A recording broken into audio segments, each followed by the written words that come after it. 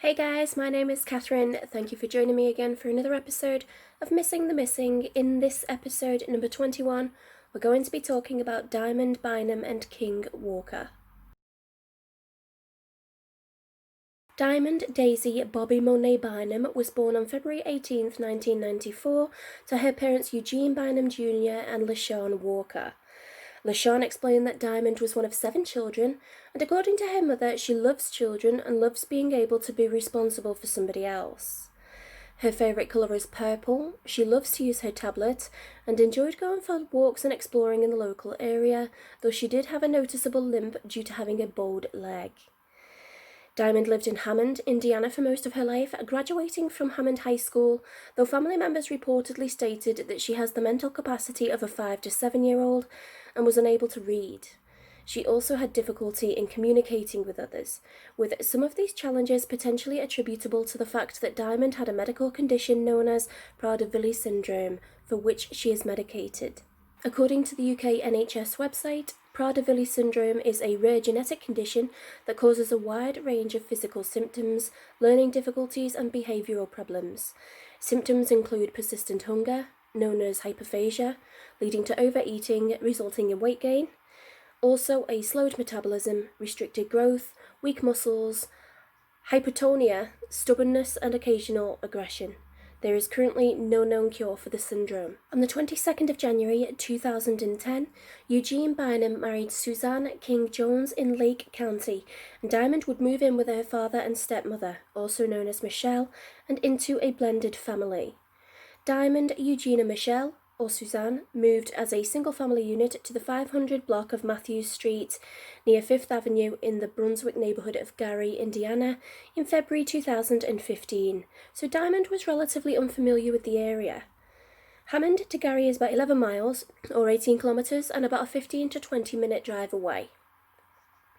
Diamond's sister, Ariana Walker, had a son that she named King Rajan Walker on the 11th of May, 2013. The pair also lived in Gary, Indiana. Each weekend, Ariana would drop her son King off at his grandparents' home for them to babysit, before commuting to Chicago to take cosmetology or beautician classes. The commute was about 40 miles, or 65 kilometers, and would have taken approximately 35 minutes to drive. Diamond would look forward to her nephew's visits, and King loved to see his 2 favourites, Eugene and Auntie Diamond.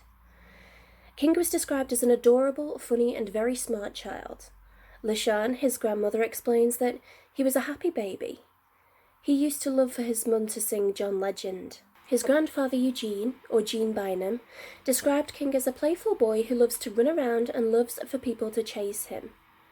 There was nothing noted as out of the ordinary in the lead-up to their disappearance, with the exception of Diamond, Eugene, and Suzanne's move from Hammond to Gary 5 months prior. At the time of the disappearance, Diamond was described as a 21-year-old African-American female with brown eyes and either brown or black hair. It has been reported both ways in media publications. She was 4'8", or 142 to 143 centimeters tall, and weighed between 210 and 238 pounds. She was last seen wearing a white-coloured top and either blue jeans or purple pants.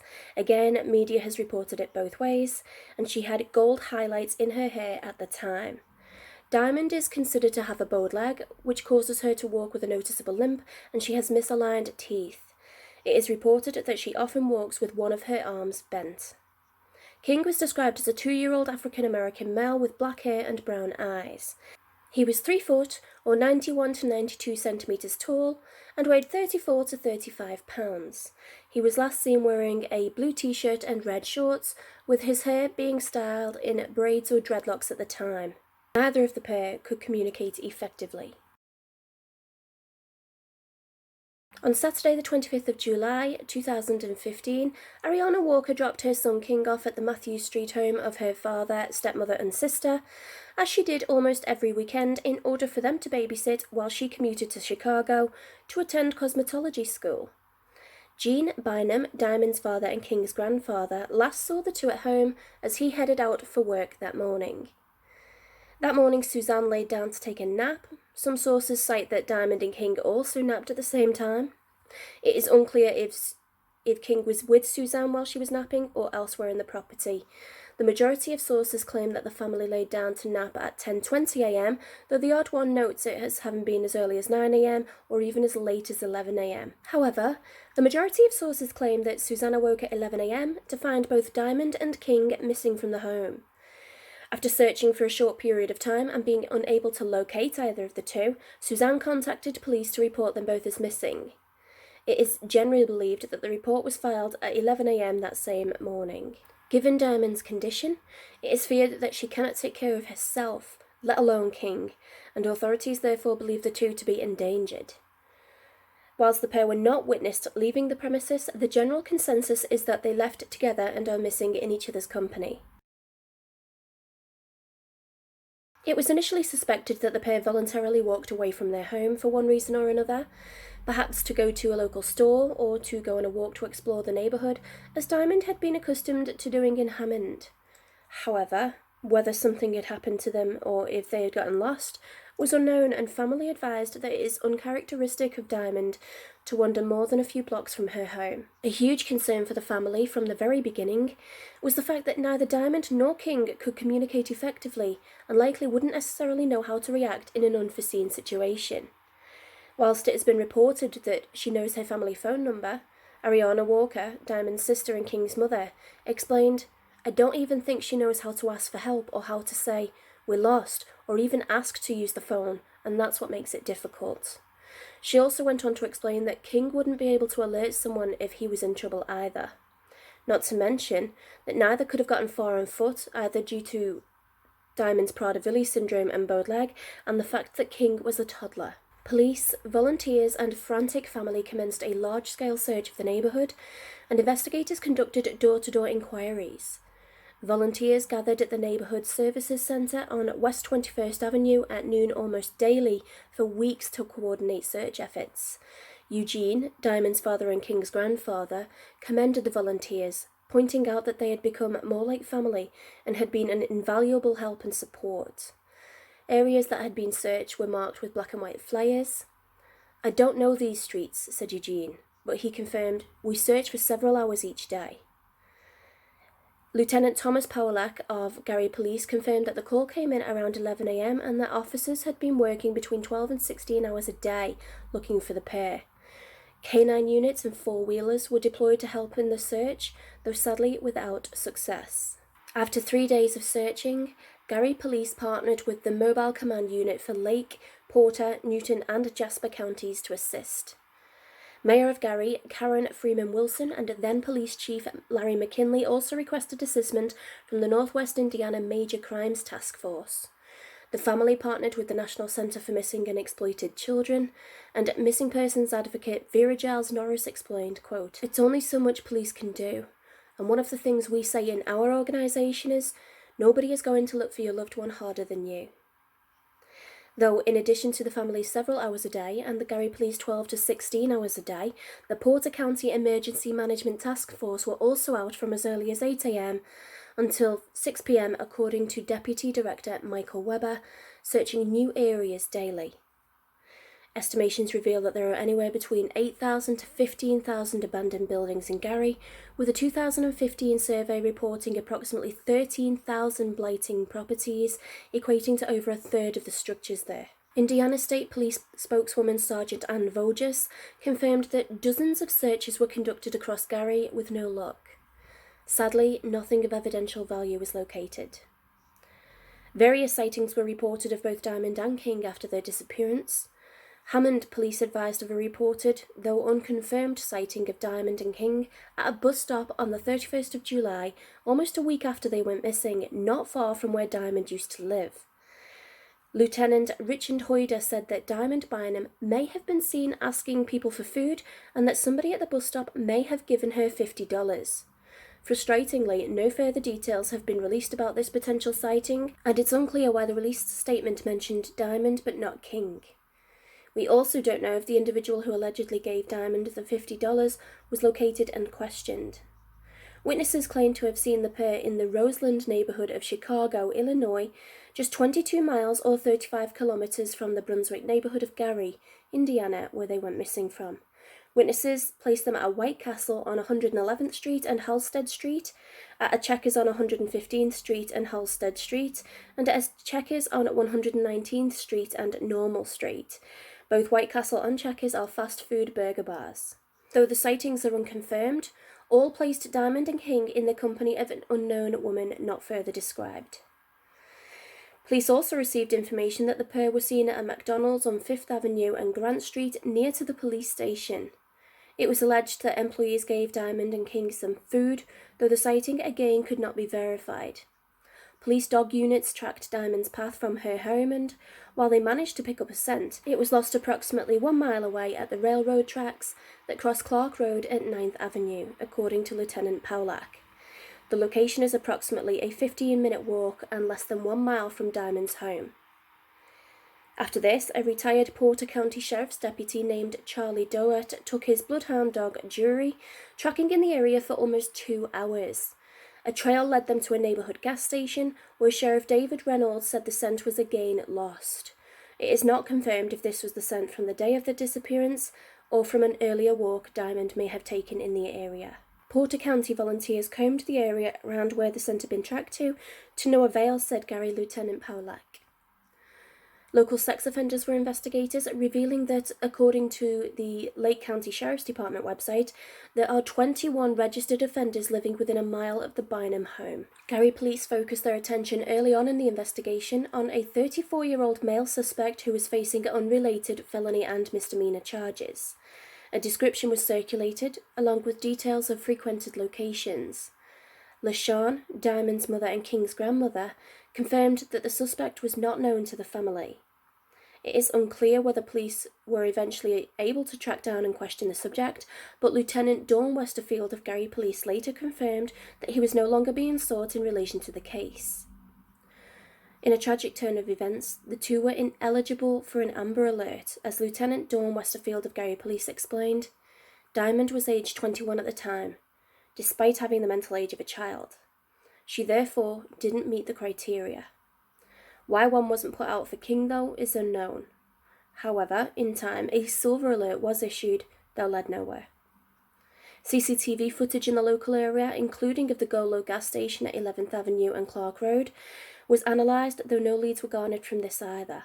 It is not clear if the Golo was the same gas station Diamond's scent had been traced to by tracker dogs. Family were keen to hire a private investigator, but sadly couldn't afford it. However, with the help of a gracious anonymous donor, there is a $1,000 reward available for the safe return of Diamond and King. Eugene Bynum has stated that he would like the FBI to take over the case. Obviously, since this is a relatively recent case, there haven't been many key events since the initial investigation. Sadly, Indiana State Police spokeswoman Sergeant Ann Voges explained that there have been no new tips, leads, or developments in months. However, on the 5th of September 2015, a deceased toddler of African-American appearance was found in Garfield Park Lagoon in Chicago, Illinois, about 33 miles or 53 kilometers from Gary, Indiana, and about a 40-minute drive away. It is just 20 miles, 32 kilometers, or a 20-minute drive from the Roseland neighborhood sightings of the pair. Horrifically, the child was dismembered and decapitated, with the torso never being located, which significantly delayed identification, even preventing initial determination of the gender, meaning the toddler could have been any one of 9 children who matched the original description, including King. Ariana Walker, King's mother, dismissed claims that the child was her son, though for some reason began to receive threats from those who believed it was. The child was later identified as 2-year-old Kyrian Knox. The child's mother had left her son in the care of an unrelated male who was later charged with his murder. Despite blood evidence being found in his vehicle and a missing report not being filed for some time, jurors found him not guilty and he was acquitted in May of 2019. That same month, on King's 6th birthday, an age-progressed image showing how he may appear age 6 was released by the National Center for Missing and Exploited Children in the hopes of raising tips. Sadly, none surfaced. The image gave his uncles Malik and Robert Walker a new outlook. "He's actually out there growing, although he's not with us," said Malik. "It made me wonder if this is what he really looks like." A year later, on King's 7th birthday, the image was recirculated and his grandmother LaShawn Walker said, "Happy birthday, King. We can't wait for you to come home so we can celebrate your birthday and all the ones we've missed with you." Eugene Bynum's Facebook account was also hacked in the aftermath of the disappearance, with somebody reportedly hacking into it and posting a fake confession claiming that he was responsible for their disappearance. The theories begin with the reason for the pair leaving the home. Whilst the general consensus appears to be that they left voluntarily, with Diamond intending either to take King for a walk or to go to the shop, this may not necessarily be the case. "We don't know if they walked out or if they left with someone they were familiar with," said LaShawn Walker, posing the possibility that they may have been lured out by somebody they knew, though the potential could also have existed that it could have been a stranger. If Diamond and King were playing outside and someone approached offering to get them ice cream or something, it could be likely that they would have followed willingly. Equally, if someone came to the door with bad intentions and Diamond answered while Suzanne was still sleeping, they could have managed to lure Diamond and King away either by threats or coercion. Maybe not the most likely of scenarios, but still a possibility nonetheless. The very basic question that needs to be considered, which doesn't appear to be discussed anywhere, is, did they actually disappear together? Maybe Diamond woke up and left to go for a walk or find food. Maybe King awoke later and left the home alone looking for Diamond, as we know she was one of his favourites. Or vice versa, maybe would King have been able to wander off the premises by himself? I'm not familiar with the locking mechanism or entryways to the home, so I'm not sure if this is feasible, but if he had found a way to leave and Diamond awoke, or returned from a solo walk having left the door unlocked, maybe would she have gone after him to try and find him?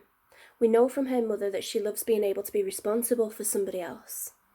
It's likely she may have felt responsible in this scenario, though would she have been more likely to wake Suzanne and ask for help? I don't know. But if they did disappear separately, maybe this is why they've not been found, if people are looking for a pair, though granted this would be very coincidental. Either way, having posed those initial questions, let's bounce back to the most prominent belief. The family believes that the two left home together, said Indiana State Police Sergeant Ann Voges. If this truly is the case, we need to consider why they haven't returned. These theories fall into three main categories. The first being voluntary, the second being accidental, and the third being third-party involvement.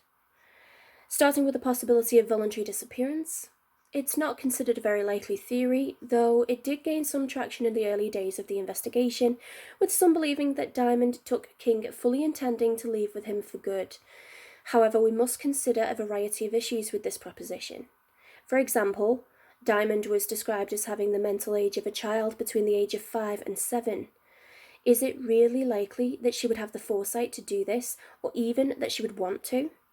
Children often enjoy the safety, security, and happiness of their home environment, and in ordinary circumstances, wouldn't choose to leave it for an extended period of time without their guardian or caregiver. Family have also explained that it is uncharacteristic of Diamond to go more than a few blocks from her home. We should also consider that Diamond's condition, Prader-Willi syndrome, combined with her younger mental age would mean it's highly likely, if not essential, for her to seek help, especially when it comes to obtaining food. Not to mention her difficulty in communicating. Neither one of them can speak very well. That was the biggest concern. If they were to meet someone, they couldn't tell them where they live or anything, said LaShawn Walker. Ariana, her Diamond's sister and King's mother, reiterated, "I don't even think she knows how to ask for help, or how to say we're lost, or even ask to use a phone, and that's what makes it difficult." King apparently only knows keywords and couldn't ask for help. Also, given Diamond's bowed leg, causing a noticeable limp, it is likely that Diamond and King, without a pushchair, couldn't have gotten very far on foot. Due to the aforementioned reasons, family have expressed their concern that the pair are no longer in Gary. "I don't believe they're in Gary anymore," said Eugene. "We've searched thousands of abandoned homes and buildings.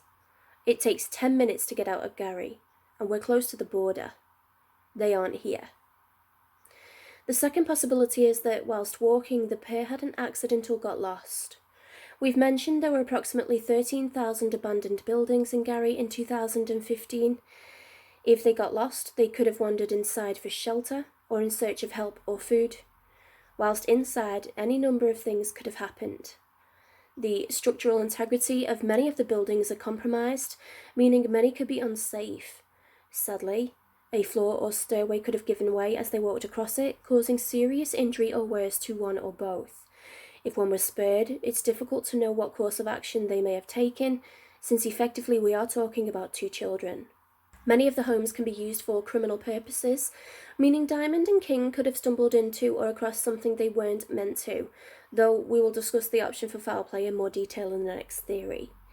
Equally, if the two got lost enough, they could have tragically succumbed to the elements. Though the abandoned buildings have been a regular fixture on the search schedules of the family, and despite there being so many, if it was indeed a case that the two stumbled into one by themselves, it shouldn't be too far from their home, and presumably many of the more localised ones have been thoroughly searched by now. The final possibility is that there was third-party involvement in the disappearance of Diamond and King.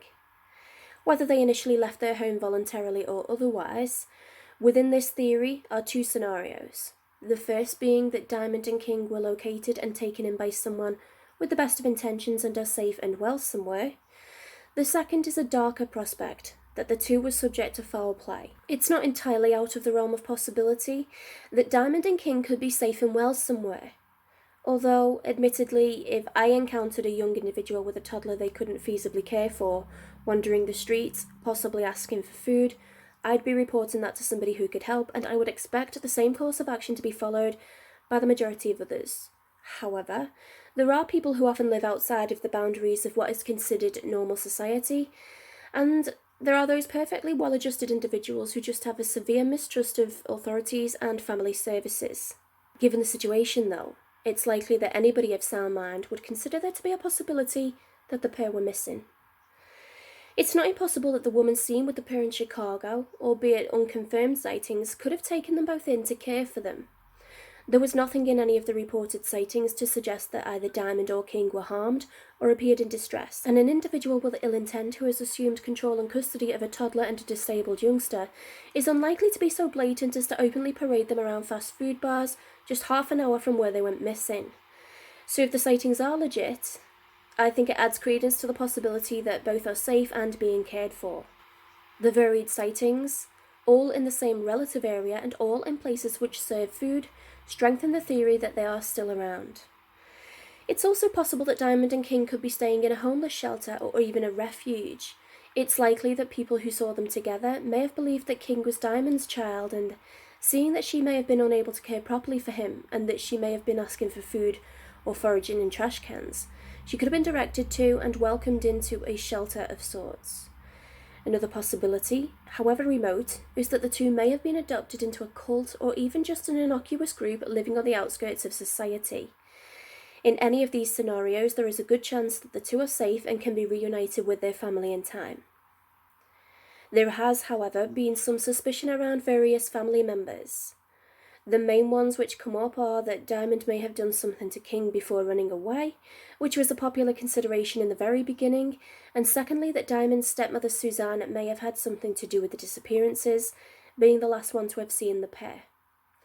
There was also some minor thought given to the possibility of King's biological father's involvement, though there is no evidence to substantiate any of these claims, however, and the popular belief remains that Diamond took King out for a walk and got lost. Even outside of possible family member involvement, there is opportunity for foul play from a third party.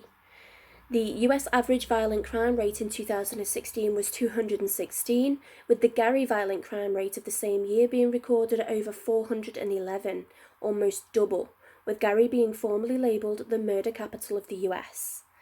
Whilst Diamond was overweight due to her condition, she was only 4'8" or 142 to 143 centimetres tall. It is totally feasible, especially given her mental age and poor communication skills, that anybody who happened upon the pair genuinely believed that they were 2 children. Perhaps Diamond approached an individual to ask for food, and that person recognised that as a way to prey on her vulnerability, that weakness. It could have entirely been a crime perpetrated in the moment, where the subject removed Diamond and King from the scene with the promise of something enticing. We should also bear in mind that there was a person of interest in this case at some point, although police have since declared that they are no longer seeking him in relation to the disappearance of the two. Information pertaining to why he originally came under suspicion has not been released, nor how he was eventually effectively ruled out, so this possibility still just hangs in the air uncertainly. As for persons of interest, it can't be ignored that there were 21 registered sex offenders living within a mile of the home from which both Diamond and King vanished at the time, so it is plausible that one of those may have encountered the pair and preyed upon them in their time of need. If the two are sadly deceased and not in one of the abandoned buildings, there is a chance that they may have found their way into Lake Michigan, just 2.5 miles or 4 kilometers from the Bynum home. In short, the theories in this case are endless and everything is possible, so with that said, it is entirely feasible that the two are quite safe and will one day be reunited with their family. In this section, I'd like to draw your attention to a ray of light I discovered during my research into this case. The case of Sean Hornbeck. From Wikipedia. Sean Hornbeck was born on July 17, 1991, and was 11 years old on October 6, 2002, when he was kidnapped whilst riding his bicycle near his home in Richwoods, Missouri. 4 years later, after the 2007 disappearance of 13-year-old Ben Omby of Beaufort, Missouri, teenager Mitchell Holtz from the same town provided police with a tip which prompted a search of an apartment in Kirkwood, Missouri. Miraculously, both children were found alive there on January 12, 2007. In June of that year, their abductor was charged with 78 counts in the abductions and molestations of the boys. On October 8, 2007, he pleaded guilty to all charges and was sentenced to life imprisonment. Sean has gone on to attend community college and has shown an interest in studying fields where he could work with children, such as psychology or social work. I wish him all the best in whatever he chooses to go into, and I'm sure that his unique experience will be invaluable to helping a great many people. I'd like to leave you now with a repeat of Diamond and King's descriptions and some final words from the family. At the time of their disappearance, Diamond was described as a 21-year-old African-American female with brown eyes and either brown or black hair. As we know, it's been reported both ways in media publications. She was 4'8" or 142 to 143 centimetres tall and weighed between 210 and 238 pounds. She was last seen wearing a white-coloured top and either blue jeans or purple pants. Again, media has reported it both ways. She had gold highlights in her hair at the time. Diamond is considered to have a bowed leg, which causes her to walk with a noticeable limp, and she has misaligned teeth. It is reported that she often walks with one arm bent. If seen today, Diamond would be 26 years old. King was described as a 2-year-old African-American male with black hair and brown eyes. He was 3 foot or 91 to 92 centimetres tall and weighed 34 to 35 pounds. He was last seen wearing a blue t-shirt and red shorts, with his hair being styled in braids or dreadlocks at the time. If seen today, King would be 7 years old. Neither of the pair could communicate effectively. The family are all on the same page when it comes to their beliefs in the fate of Diamond and King. They believe that somebody encountered them while they were lost and has been with them ever since, with whatever motive. Daisy Bynum, Diamond's grandmother and King's great-grandmother, said, "She cannot find her way home. Somebody has to be housing her. She could be anywhere." Daisy remembers how much she loved seeing King. She would always open her arms wide for a hug and tell him to show me love. Robert Buggs Sr. of the Gary National Association for the Advancement of Coloured People, or NAACP, and long-term Gary community advocate agrees, quote, "I think they're okay."